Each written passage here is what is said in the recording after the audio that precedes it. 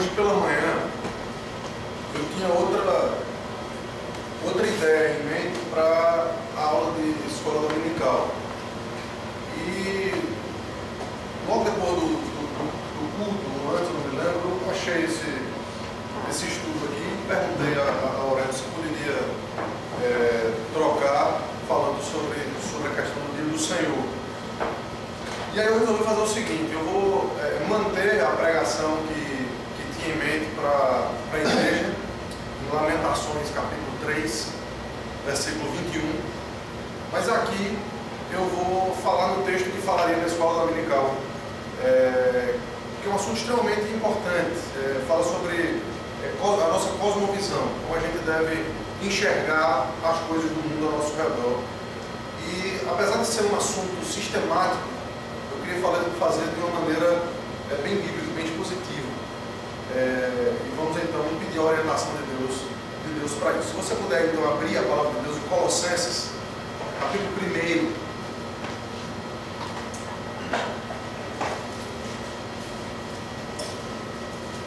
versículo 15 até o versículo 20. Esse é o texto que a gente vai expor. Eu vou começar a ler a partir do versículo 13 apenas para fazer o contexto, para vocês poderem entender de onde ele puxa a partir do versículo 15. Então, no versículo 13 diz assim: Ele nos libertou do império das trevas e nos transportou para o reino do Filho do seu amor, no qual temos a redenção, a remissão de pecados. Ele, agora o Filho, é a imagem do Deus invisível, o primogênito de toda a criação, pois nele foram criadas todas as coisas, nos céus e sobre a terra, as visíveis e as invisíveis, sejam tronos, sejam soberanias, quer principados, quer potestades. Tudo foi criado por meio dele e para ele. Ele é antes de todas as coisas. Nele tudo subsiste. Ele é a cabeça do corpo, da igreja. Ele é o princípio, o primogênito entre os mortos, para em todas as coisas ter a primazia. Porque aprove a Deus que nele residisse toda a plenitude, e que, havendo feito a paz pelo sangue da sua cruz, por meio dele, reconciliasse consigo mesmo todas as coisas, quer sobre a terra, quer nos céus. Amém? Senhor Deus, nos ajuda a compreender a magnitude desse texto. Nos ajuda, Senhor Deus, a compreender o quão grandemente esse texto nos traz uma doxologia acerca do nosso Mestre e do nosso Salvador, o Senhor Jesus Cristo. Senhor Deus, ajuda-nos a tirar aplicações práticas para as nossas vidas, a partir daquilo que vamos ver nessa tarde. Por isso nós oramos no nome de Jesus. Amém. Amém. Irmãos, Paulo escreveu a alguns irmãos na cidade de Colossos, aos quais ele não tinha visto ainda pessoalmente. Interessante, ele cita isso na carta, e demonstra que o apostolado de Paulo, o ministério de Paulo, ele suplantava muito a sua presença física. Paulo, ele tinha equipes, tinha pastores, tinha pessoas que trabalhavam na sua equipe, e então essas pessoas, como Epáfras, que foi o caso que foi para a cidade de Colossos, que faziam com que o ministério de Paulo pudesse ir adiante. E o interessante é que quando Epáfras chegou em Colossos, uma cidade que já tinha sido colossal, já tinha sido muito grande, por isso o nome, mas naquele tempo era uma cidade pequena, já havia passado por alguns terremotos, já havia passado por algumas situações extremamente difíceis, e ali no Vale do Lico, junto de outras cidades um pouco menores, receberam alguns judeus que vieram da dispersão, das duas dispersões que já haviam acontecido em Jerusalém. Portanto, estima-se que havia pelo menos uns 2.000 judeus que haviam chegado na cidade de Colossos. E o pensamento pagão colossense, com o pensamento judaico desses judeus que vieram até lá, fizeram uma confusão muito grande com a chegada do cristianismo ali. E o cristianismo, então, tinha aspectos de um judaísmo ultrapassado e, querendo ou não, recebia influências de um paganismo que ainda não havia sido, de uma vez por todas, enfrentado pelo novo evangelho que estava chegando ali naquela cidade. E surgiu, então, uma heresia muito grande, chamada heresia colossense, que a gente não tem acesso total ao que ela significava, o que ela pregava, mas parece que a junção desses dois pensamentos fez com que as pessoas começassem a entender que elas poderiam de alguma forma ser plenas. É muito do que o pentecostalismo prega hoje, que elas poderiam de alguma forma receber um tipo especial de unção e encontrar a plenitude em si mesmos. E Paulo vai então fazer uma explicação do que verdadeiramente é a plenitude e quem tem a plenitude de Deus, e ele trata de Cristo especificamente aqui. E esse texto ele nos ensina a como lidar e como tratar com todas as coisas relacionadas a esse mundo. O interessante é que às vezes a gente é muito rápido de fazer algumas dicotomias. Isso é sagrado, isso é profano, isso pode, isso não pode. O cristianismo, para vocês terem uma ideia, muitas vezes surge por conta do fundamentalismo, com essas ideias de pode e não pode. E aqui em Colossenses, Paulo vai tratar isso de uma maneira muito séria. No capítulo 2, a partir do versículo 16, ele diz assim: ninguém, pois, vos julgue por causa de comida, bebida, dia de festa, lua nova ou sábados. Eu explico isso daqui a pouco, porque tudo isso tem sido sombra das coisas que haviam de vir. Porém, o corpo é de Cristo. Ninguém se faça árbitro contra vós outros, pretextando humildade, culto de anjos, baseando-se em visões, enfatuados, sem motivo algum, na sua mente carnal, e não retendo a cabeça, do qual todo o corpo, suprido e bem vinculado, possui juntas e ligamentos, cresce o crescimento que vem de Deus. Se morrestes com Cristo para os rudimentos do mundo, porque como se vivesses no mundo, vos sujeitais a ordenanças, não manuseis isso, não proves aquilo, não toques aquilo outro, segundo preceitos e doutrinas dos homens, pois que todas essas coisas com uso se destroem, das coisas com efeito, vê coisa impressionante, tem aparência de sabedoria, com o culto de si mesmo, e de falsa humildade, e de rigor ascético, todavia, não tem nenhum valor contra a sensualidade, contra o pecado. Portanto, o apóstolo Paulo diz, não se baseie em normas e regras. Não existe essas dicotomias, faça isso, não faça aquilo, toque nisso, não toque naquilo. Todas as coisas, Paulo explica aqui, são puras para os puros, contudo para os impuros e descrentes, nada é puro. Nós crescemos com essa ideia de sagrado e profano. Só para vocês terem uma ideia, e talvez isso influencie um pouco a minha maneira de ser, o meu avô era pastor, e eu gostava muito do meu avô. Quando eu era pequenininho, assim, eu me lembro de uma cena que eu jamais esqueci. Eu subi, assim que acabou o culto, eu subi correndo para dar um abraço para o meu avô. E eu fui tirado de lá, pela liderança da igreja, porque eu estava indo para um local, que era um local onde as crianças não tinham acesso, era um local sagrado, era um local separado. E aquilo mexeu extremamente comigo. Me lembro que isso mexeu tanto que na minha adolescência, quando eu queria contar alguma piada que não era de salão, digamos, eu chamava os meus amigos para fora da igreja. Eu disse, quero dizer um negócio aí. Aqui não, vamos lá para fora, porque lá fora é como se eu pudesse fazer algumas coisas que eu não posso fazer aqui dentro. E essa vida dicotômica, uma vida de duas caras, é muito como o cristianismo tem vivido hoje em dia. E Paulo, ele parece querer ensinar que, na verdade, tudo tem uma mesma estrutura. Porque tudo foi criado por Deus. Não existe absolutamente nada nesse mundo, nesse universo, que não tenha sido criado por Deus. Ao mesmo tempo que tudo foi criado por Deus, tudo foi afetado pela queda.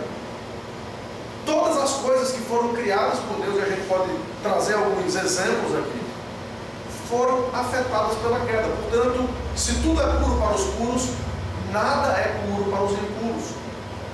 E finalmente, nós como crentes, como lidamos com essas coisas, todas elas, e pode nominar, que foram criadas por Deus e portanto são estruturalmente boas, mas que foram afetadas pelo pecado e que por conta disso são necessariamente más. Eu e vocês, como redimidos que somos, precisamos ter um papel de transformação dessas coisas, de redenção de todas as coisas que há no mundo. Portanto, vamos imaginar qualquer coisa que você puder pensar, que vier à sua mente. Música. Quem criou a música? Quem criou a tonalidade, os sons e as palavras? Quem criou todas essas coisas? Deus é o criador de todas as coisas, das coisas visíveis e das invisíveis, como a gente vai ver daqui a pouco. Mas o que é que o pecado fez com a música? Eu sou baiano, vocês podem ter certeza que eu sei o que o pecado fez com a música. O pecado faz com que a música seja absolutamente destruída, usada para o mal, usada para o sensualismo, usada para aquilo que não deve usar. Como crentes, o que nós devemos fazer? Nós não devemos simplesmente nos afastar da música, mas nós devemos redimir a música fazendo e produzindo aquilo que é bom. O sexo. Quem criou o sexo? Deus criou o sexo. E Deus criou o sexo de uma forma perfeita e boa. Mas o que é que o pecado faz com o sexo? O pecado destrói o sexo. O pecado faz com que isso seja tremendamente utilizado para o mal. E como crentes, o que é que nós podemos fazer? E precisamos fazer? Nós precisamos redimir o uso daquilo que Deus nos deu para a nossa graça, ao invés de simplesmente rejeitar, como muitos têm feito, como religiões inteiras são fincadas em cima de coisas que não podem ser feitas, tão somente porque não conhecem a graça da transformação que o Evangelho pode produzir. Com isso em mente, eu disse que ia explicar a palavra sábados aqui no capítulo 2, versículo 16, até em contexto que a gente viu hoje de manhã, e aqui ele está falando de festas. Existe uma festa, a festa dos tabernáculos, que é também chamada de festa dos sábados, dos descansos. Exatamente por isso, Paulo traz todas essas festas nesse contexto. Isso não é o mesmo sábado do quarto mandamento. Explicado isso, agora vamos voltar para o texto aqui, dividindo em 3 pontos distintos. O primeiro, entre os versículos 15 e 16, nós perceberemos que Cristo é o Criador de todas as coisas. E isso é impressionante. Porque, via de regra, nós atribuímos a criação exclusivamente ao Pai. Via de regra, é isso que acontece conosco. Nós achamos que o Pai é o Criador e o Filho é o Redentor. Mas a gente vai perceber que não. Que Cristo, de fato, é aquele que tem a palavra que se revela. Quando Deus disse, haja luz, Deus estava dizendo, haja luz pelo Filho. Ele é o Deus Criador. Vejam comigo os versículos 15 e 16. Ele é a imagem do Deus invisível, o primogênito de toda a criação, pois nele foram criadas todas as coisas dos céus e sobre a terra, as visíveis e as invisíveis, sejam tronos, sejam soberanias, quer principados, quer potestades. Tudo foi criado por meio dele e para ele. Então vamos entender essas palavras aqui. Primeiro, nós percebemos que o Filho é aquele que está no centro de todas as coisas aqui. Paulo está com Cristo em mente. E Paulo está usando um linguajar extremamente parecido com o que João usou no seu Evangelho.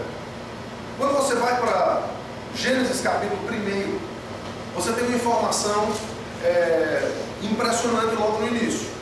No princípio criou Deus os céus e a terra. No princípio criou Deus os céus e a terra.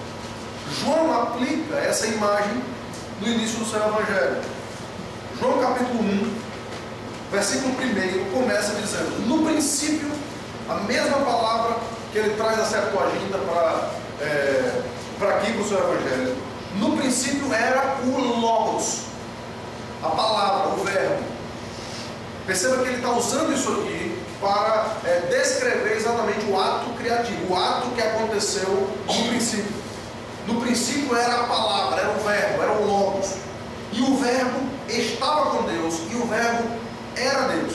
Ele estava no princípio com Deus. Todas as coisas foram feitas por meio dele, e sem ele nada do que foi feito se fez. Hebreus capítulo 1, também já vimos esse texto, creio que ontem à noite, não me lembro, hoje de manhã. Então esse texto de Hebreus nos lembra claramente que todas as coisas foram feitas por aquele que também controla todas as coisas pela sua palavra de poder. A gente vai para Hebreus daqui a pouco. Mas, por enquanto, percebam que há uma... Francis Schaeffer tem um livro fantástico sobre isso, o Deus que se revela. O Deus que se revela é a segunda pessoa da Trindade. Portanto, todas as vezes que a gente vê a manifestação de Deus agindo no Antigo Testamento, de Deus aparecendo no Antigo Testamento, de Deus... quantas vezes a gente olha a sarça, por exemplo, ou a gente imagina que a sarça seja a manifestação do Pai, Deus Pai. Aí a gente chega no Novo Testamento e a gente se surpreende com o que Jesus afirma. Porque Jesus afirma aos fariseus dizendo, antes de Abraão existir, eu sou.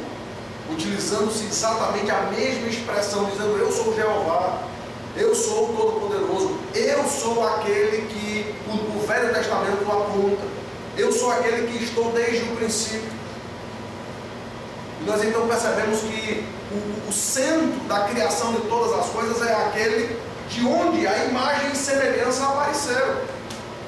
Exatamente por isso que o texto começa de uma forma incrível. Porque se eu perguntar para você o que é imagem, qual seria a sua resposta?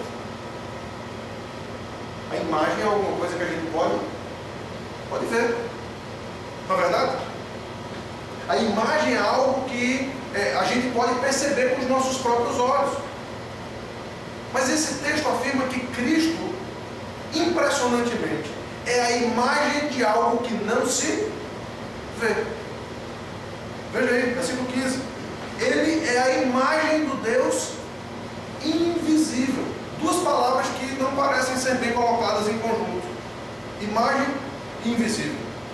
Mas o apóstolo Paulo traz essas duas palavras conjuntamente para demonstrar aquilo que o versículo 9 do capítulo 2 vai reafirmar. Nele, em Cristo, habita corporalmente toda a plenitude da divindade.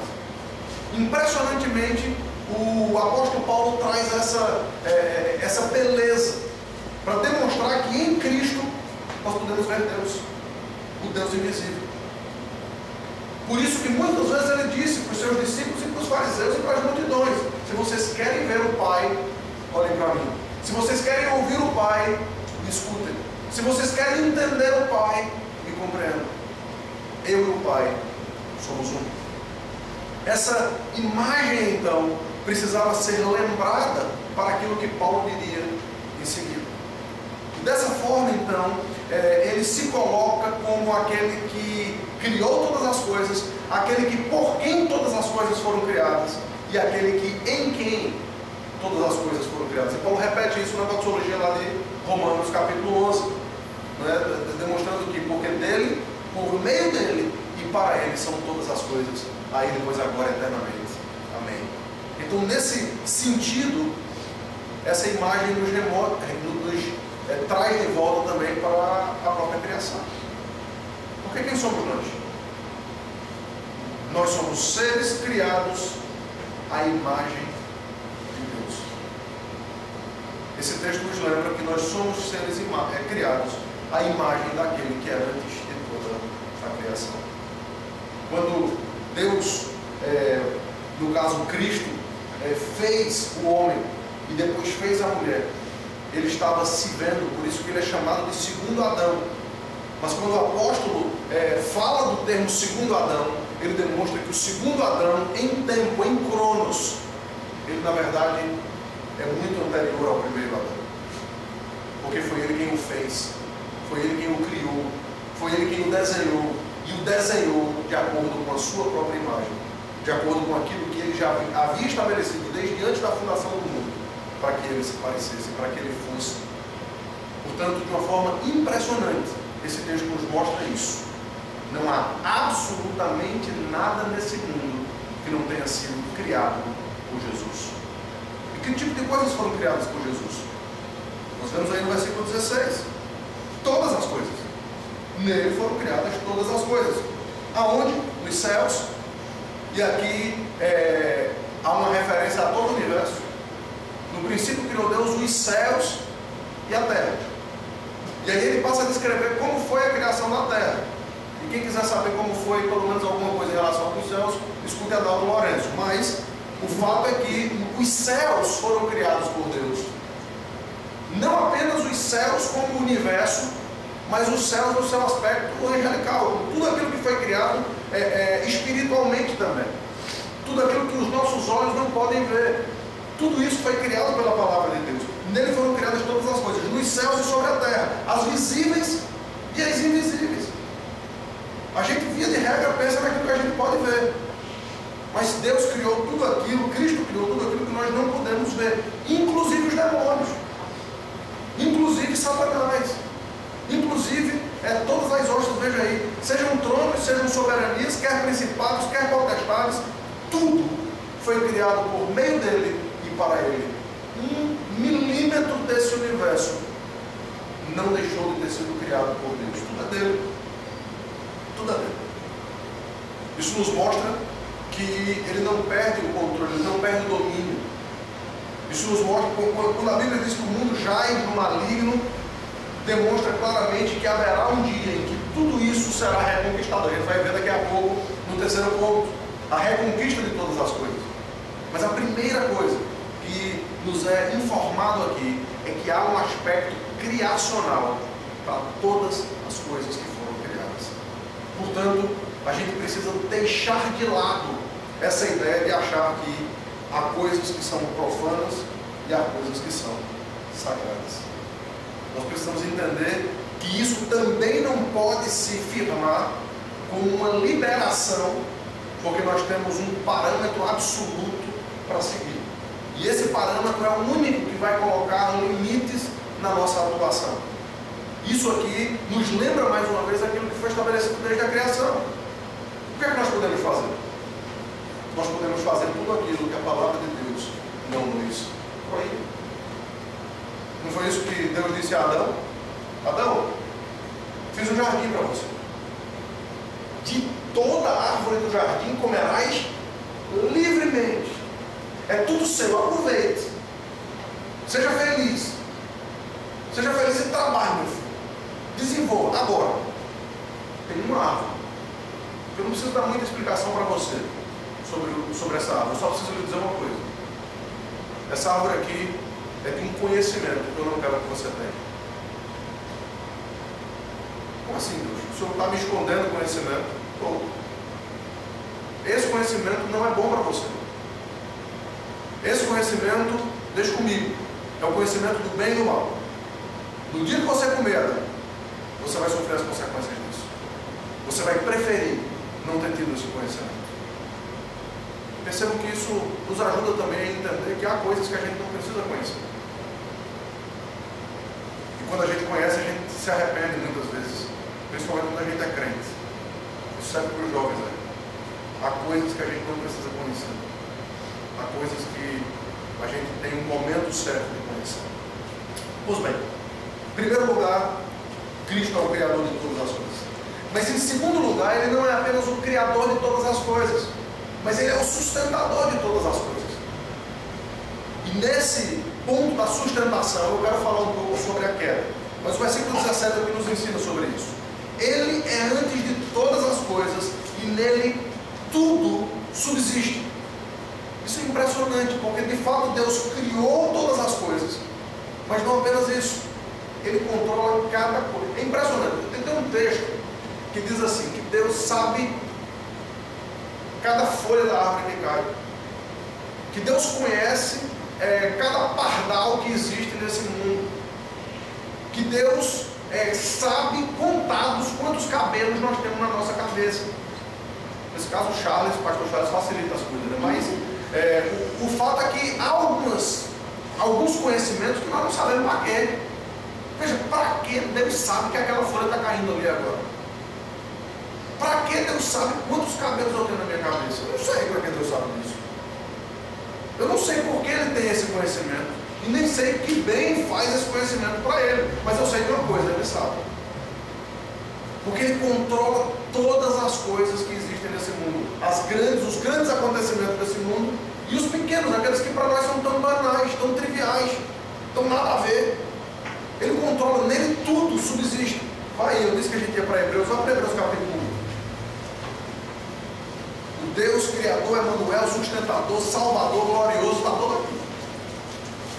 Havendo Deus outrora falado muitas vezes, de muitas maneiras aos pais pelos profetas, nesses últimos dias nos falou pelo Filho, a quem constituiu herdeiro de todas as coisas, pelo qual também fez o universo.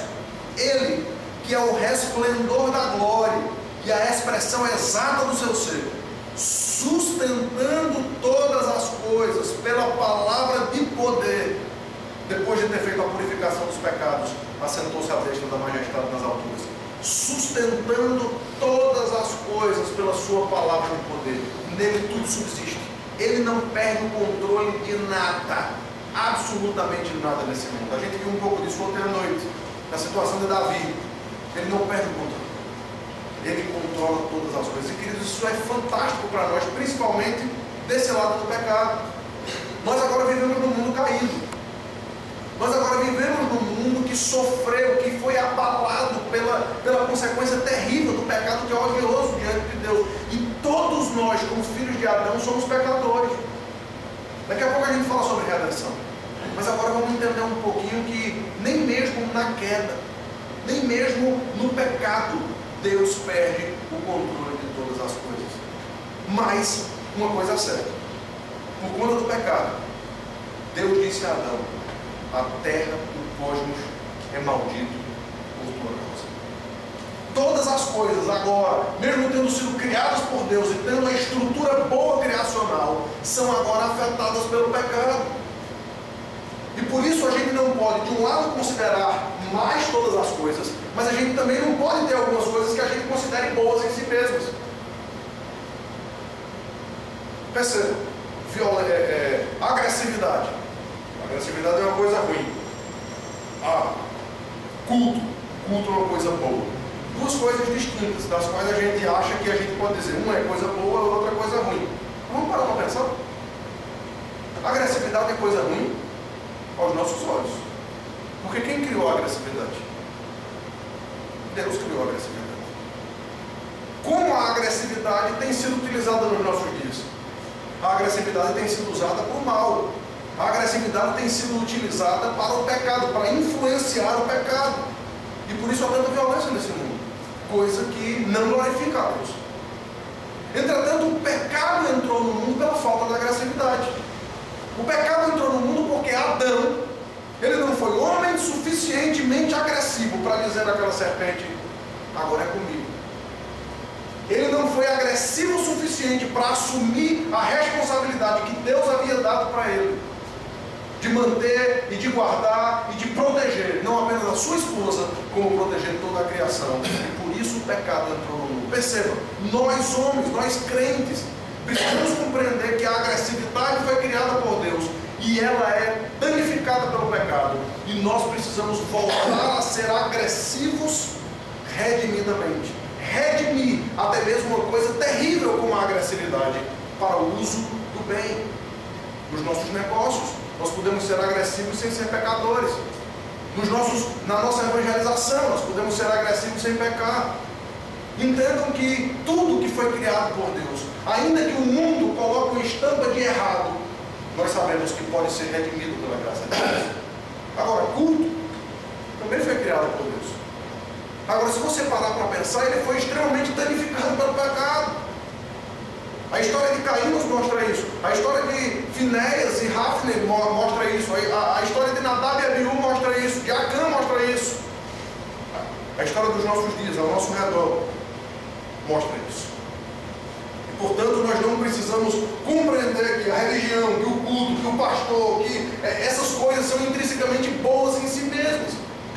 Elas são boas porque elas foram criadas por Deus, mas todas elas foram afetadas pelo pecado. E nós precisamos, da mesma forma que redimimos a agressividade, nós precisamos redimir a nossa espiritualidade, o nosso culto, a nossa religiosidade. E depois vocês façam um exercício de perceber como isso vale para todas as coisas. O que você quiser pensar. Agora, em terceiro e último lugar, é onde entra a parte mais bonita de tudo isso. Que Deus, a despeito de ter criado todas as coisas, e a despeito de todas as coisas terem sido afetadas pelo pecado, eu e vocês somos meros agentes ou coagentes dessa redenção. Mas Cristo garante, de uma vez por todas, a redenção de tudo o que foi criado. Por isso, eu queria que você lesse comigo os versículos 18 a 20. Ele é a cabeça do corpo, da igreja. Ele é o princípio, o primogênito dentre os mortos, para em todas as coisas ter a primazia. É por isso que ele é um nome acima de todo nome. É por isso que a nossa vida, a nossa pregação, o nosso culto precisa ser sempre cristocêntrico. Porque ele tem em todas as coisas a primazia. Porque Deus, por conta da sua humilhação e por conta da sua morte, lhe deu um nome acima de todo nome. Portanto, tudo que nós fazemos tem base em Jesus, tem base na cruz, tem base em Cristo. Ele em todas as coisas tem a primazia. Porque aprove a Deus, versículo 19, que nele residisse toda a plenitude. Isso é que é plenitude. É a nossa confiança nele. E não apenas, eu gostei dessa frase aqui, a melhor medida de uma vida espiritual não são êxtases, mas a obediência. É exatamente isso que o apóstolo Paulo está dizendo aqui. A nossa plenitude é em Cristo. É Ele quem nos completa, é Ele quem nos preenche. É Ele que é tudo para nós. Nós não precisamos de um choque, de uma experiência. Nós não precisamos de um tremor, de alguma coisa que traga algum tipo de emoção. A nossa emoção é fazer a vontade de Deus.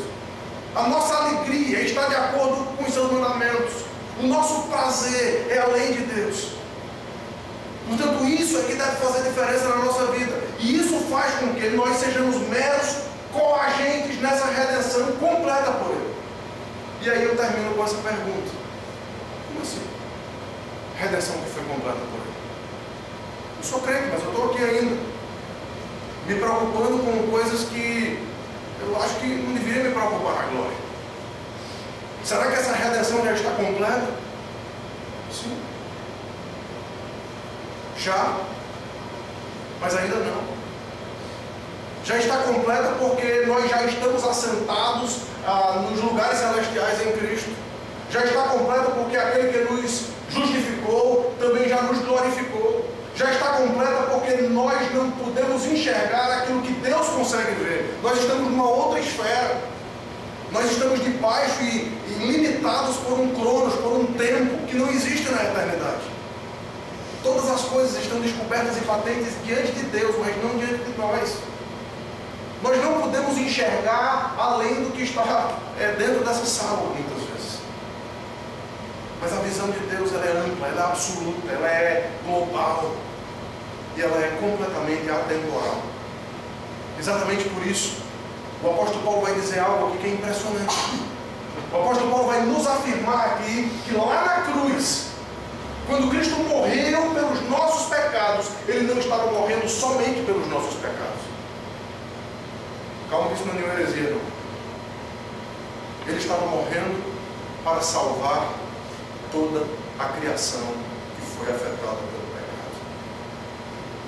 Ele estava morrendo para fazer com que toda a terra, que não foi culpada pelo pecado, mas que recebeu a fúria de Deus por conta do pecado do homem responsável, pudesse também ser redimida num determinado dia, pudesse ser restaurada e transformada num determinado dia, que nesse cronos Ele estabeleceu, e nós não sabemos quando será. Agora veja, se não é isso que diz o versículo 20. Versículo 19, porque aprove a Deus que nele residisse toda a plenitude, e que havendo feito a paz pelo sangue da sua cruz, por meio dele reconciliasse consigo mesmo todas as coisas, quer sobre a terra e quer nos céus. Percebam que essas mesmas coisas que foram criadas, todas as coisas que foram criadas nos céus e na terra, são redimidas em Cristo na crucificação. E talvez, se você for como eu, você queira uma outra confirmação disso aí. Porque parece estar certo. É verdade, mas, pastor, a gente não ouve isso com tanta frequência. Isso é algo que precisa de ser mais mastigadinho. Então vá para Romanos 8. Quando o apóstolo Paulo tem o céu em mente, e no versículo 18 ele diz assim: porque para mim tenho por certo de que o sofrimento do tempo presente não pode ser comparado com a glória que vai ser revelada em nós. E ele diz: a ardente expectativa da criação, de todas as coisas que foram criadas, aguarda a revelação dos filhos de Deus. Pois, deixa eu explicar para vocês, depois a gente lê. O que Paulo vai dizer aqui é o seguinte: quando Adão pecou, Deus disse a Adão, todo o cosmos foi afetado por sua causa, maldito por sua causa. E Deus então promete no capítulo 3, versículo 15 de Gênesis, um redentor. E esse redentor iria redimir o homem, ou alguns homens que crescem nesse redentor. E aqui há uma diferenciação do homem que foi criado de forma diferente e do restante da criação. E por que o homem foi criado de forma diferente? Vocês já pararam para pensar nisso? Todas as coisas foram criadas assim. Disse Deus, haja isso e houve aquilo. Disse Deus, e as coisas iam acontecendo pela palavra de Deus. Mas quando Deus fez o homem, não. Ele desceu, ele pisou nesse mundo, e ele então começou a fazer de objetos já criados, de coisas que já existiam. Ele passa a fazer então um ser à sua imagem e semelhança. E ele traz responsabilidades a esse homem que não trouxe responsabilidades, por exemplo, para o cachorro, ou para o coqueiro, ou para o elefante, que são as duas coisas que você desenhou. Deus não trouxe responsabilidades para a criação. Deus dotou o homem de responsabilidade. Portanto, na mente de Deus, Ele não perde o controle dessas coisas que Ele criou. Ele redime absolutamente todas. Quando? Quando Ele redimir dessa humanidade aqueles que Ele prometeu salvar. Portanto, quem é que vai para o inferno? Não, nenhum cachorro vai para o inferno. Nada nessa criação vai para o inferno, a não ser a própria criação de si mesmo, porque Deus criou todas as coisas. O inferno não é a ausência de Deus. Deus é onipresente. Satanás não reina no inferno. Não. Isso é uma ideia totalmente equivocada, errada. Satanás não reina em lugar nenhum.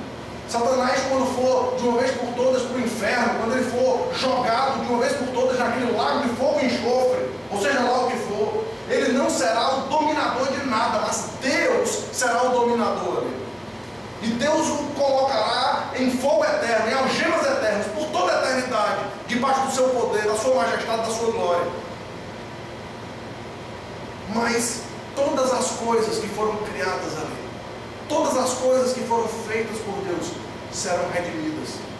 E estão apenas aguardando que a redenção dos homens aconteça. Veja isso a partir do versículo 20. Versículo 19. A ardente expectativa da criação aguarda a revelação dos filhos de Deus. Pois a criação está sujeita à vaidade, não voluntariamente. Veja, a criação não está sujeita à vaidade porque ela quis, mas por causa daquele que a sujeitou, na esperança de que a própria criação será redimida do cativeiro da corrupção para a liberdade da glória dos filhos de Deus. Porque sabemos que toda a criação, a um só tempo, geme e suporta angústias até agora. E não somente ela, quem é a criação, mas também nós, que temos a primícia do Espírito, igualmente gememos em nosso íntimo, aguardando a adoção de filhos, a redenção do nosso corpo. Portanto, o que Paulo diz aos Colossenses, no capítulo 1, versículo 20, é exatamente isso, que na cruz, Deus de fato nos salva, mas na cruz também, Ele redime para si mesmo tudo aquilo que foi criado, excluindo-se o homem, porque a salvação do homem é diferente, porque a sua criação foi diferente também. O que é que isso tem a ver com a gente? Como é que a gente aplica essas verdades na nossa própria vida?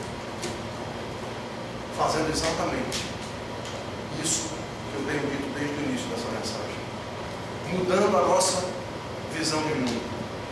Mudando a nossa... nos livrando dessas dicotomias que têm feito com que a igreja não compreenda o seu real entendimento de liberdade cristã.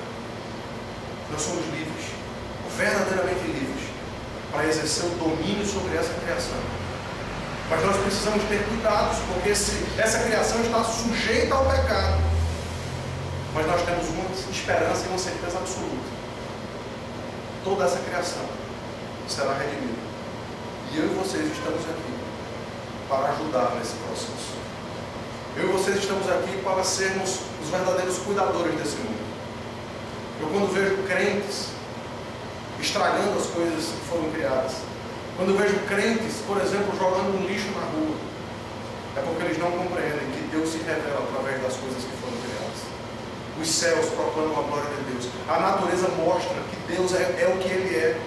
Romanos capítulo 1, versículo 20 nos diz exatamente isso. Nos diz que até os atributos invisíveis de Deus, bem como o seu eterno poder, a sua glória, a sua majestade, claramente são vistos por meio das coisas que foram criadas. Por isso nós temos esse papel redentivo nesse mundo. Nós temos o papel de não simplesmente rejeitarmos as coisas por acharmos elas profanas, ou aceitarmos as coisas por acharmos elas sagradas. Não! Mas nós precisamos olhar para todas as coisas como criação de Deus. E porque todas as coisas são olhadas sob o prisma da criação de Deus, nós compreendemos que o pecado afetou todas elas. E eu e vocês estamos aqui para mostrar a esse mundo que as coisas podem ser verdadeiramente redimidas. E se as coisas podem ser redimidas e serão, o Evangelho tem todo sentido, porque eles podem ser redimidos também. Essa é a história da criação. Essa é a história da queda. E essa é a história da redenção. Esse tripé, criação, queda e redenção, devem fazer com que a nossa cosmovisão mude. Devem fazer com que todo o nosso pensamento seja cativo a esse fato, de que tudo que foi criado por Deus foi danificado pelo pecado e pode ser redimido pela graça de Deus. Somos os agentes disso nesse mundo. E precisamos então fazer com que a nossa visão, a nossa mente seja totalmente cativa à palavra de Cristo Jesus. Deus possa nos abençoar. Que Ele receba toda a honra e toda a glória.